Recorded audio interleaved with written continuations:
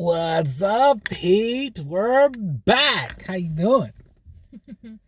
Shalom. Hey, it's your boy MC Fire. And Ice Cube. We got a ballin' video for you today. Today, we want to talk to you guys about something that I'm so excited about that I can hardly get my words out. You have to jump through the phone. I know. I love talking about concepts, going deep, getting into the nitty gritty, getting into the real, and just changing the fabric and DNA of how you think about your money, right? How you think about finances and the ownership and control of assets, right?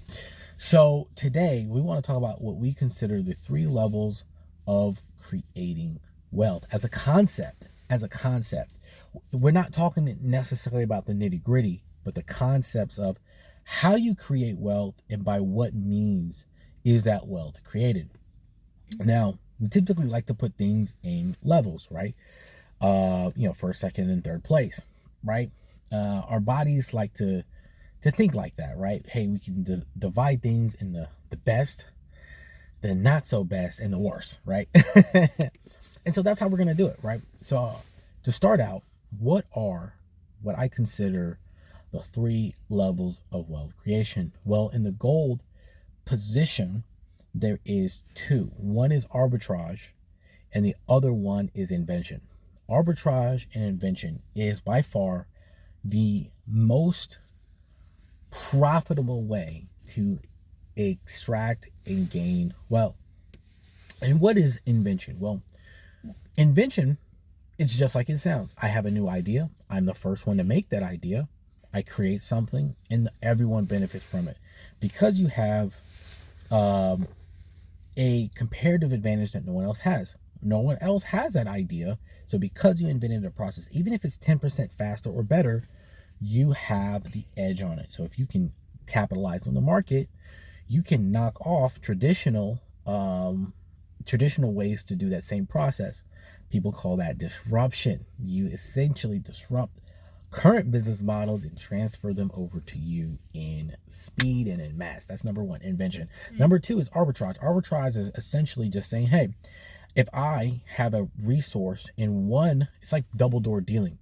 If I can essentially acquire a resource at a price and then sell it at another price, right? And they not know about each other, I can make money hand over fist, right? If I know that there's one market that's like this and another market that's like this. On Wall Street, they used to do that with inefficiencies in the market. They would say, well, this index, or not index, but this essentially this market would be lagging in data between this market. So if I was fast enough, I could buy at this price and immediately sell it over here. Just boom, boom, boom, boom, boom, boom, boom. I could keep doing that until they figured it out that was happening, right? So I could immediately capitalize on that arbitrage. And as long as you're quick enough to find it, probably you're the only one who might find it, and then you capitalize on it, you can make buttloads of money.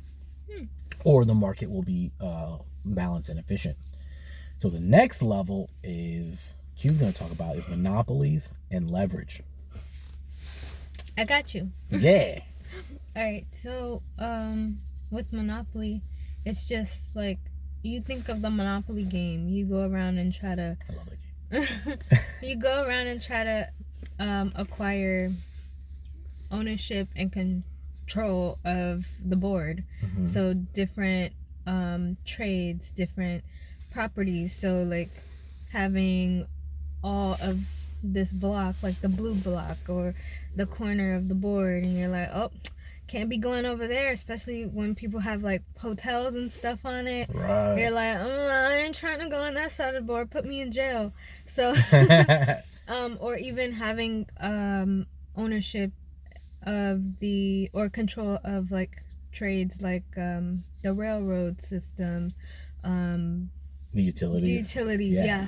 So yeah, it's like controlling all aspects of production or resources of a thing, and you control all of it. So right. I thought that was really cool. And then the other one was like leverage and risk management. So with leverage, your ability to just multiply the profits. So you'll put in 1 and get 20. You'll put in 100 to get 10,000. So, being able to put in some, yeah, you still risk it, but the ability to gain or multiply your whatever you put in input, it's higher. Right. The ruin of many people is just because you have leverage, you also have to think about risk. Yep. Risk management is probably the ugly twin cousin of leverage. So it's funny thing that you can apply leverage, but you also, it really, when they work together, leverage and risk management, it really is a beautiful thing. The next thing, I want to add a point to that, because when I was learning the Forex market, they would always say, like, yeah, you can learn all this technique and everything, but if you don't know how to manage your risk, you're screwed, because like, you're toast. You don't get it, yaga. Because what's to say that, oh, I gained this much, I gained $1,000, but just ever so swiftly I can be under $1,500. Right. And now you're in the negative and you owe $500. Right. So being able to know, okay, when do I pull? When do I when do I take some off the top and then just like let it run and just let it do its thing? Yeah. But also have like a stop loss. So like I think of it in the sense of like trading. So risk management, being able to manage how much you lose. You want to walk away with more than you put into it. So if I put in, like, let's say $100, if I get 175, I'm good. Like, I mean, like 75% returns. That's not bad. You know exactly. So yeah, but if I was to go and come out at 100, let's say I put in 100 and then I just break even, that's fine too. Like, you didn't lose any money, you're at zero, you zeroed out, and you got an experience, you learned a lot. Exactly. But then once you get into, oh, I lost $50, let me double down. Yeah, let me put in more money because I think it's gonna go my way. Or, you know, talking to brick makers about diamonds. Get the info. I'm glad you brought that up, because that's gonna be part of the other segment, the bronze medal, right? And I hope you guys are getting these, because as concepts, most people don't explore them as concepts. They come in, they intertwine with these, but they don't understand them, right? Which is what we're trying to do, or trying to convey.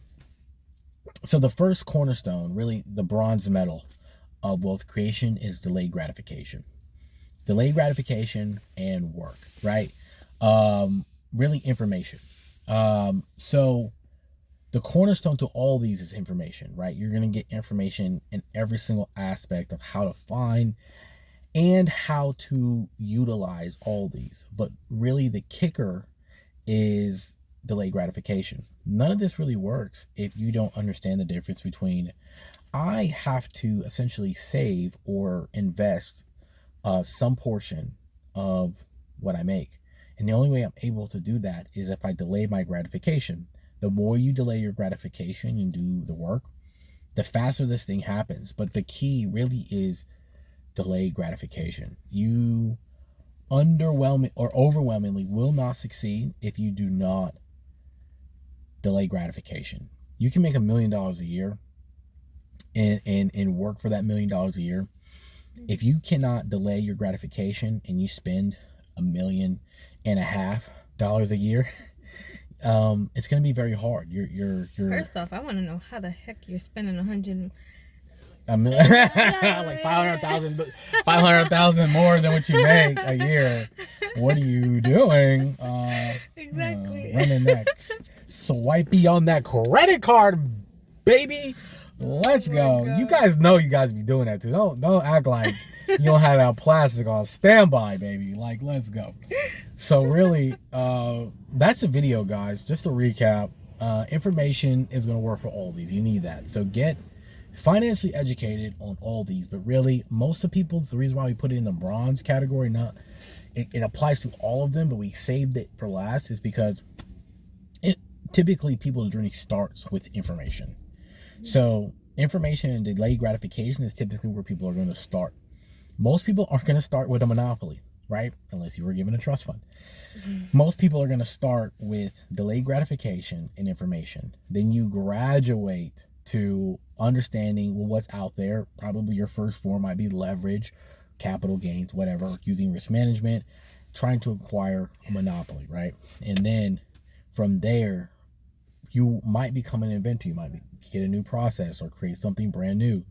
And you yourself will gain wealth way faster than if you owned or had to acquire like 1 million shares of Amazon, right? So, and arbitrage, never can forget arbitrage, right? Being able to find inequalities in the market and do that at scale. That is one of the fastest ways. I'm telling you, like, it's overlooked, but really it's just understanding these different forms. Gold, silver, bronze. Hope you guys love the video. We are happy to bring you these videos again because we actually hit marks in our essentially our life and our finances and our business. Things are kind of taking off, so we're super excited to come back and keep dropping these nuggies on you guys. So thank you guys. Your boy MC Fire. Ice Cube. We are happy to see you guys. Peace. Shalom.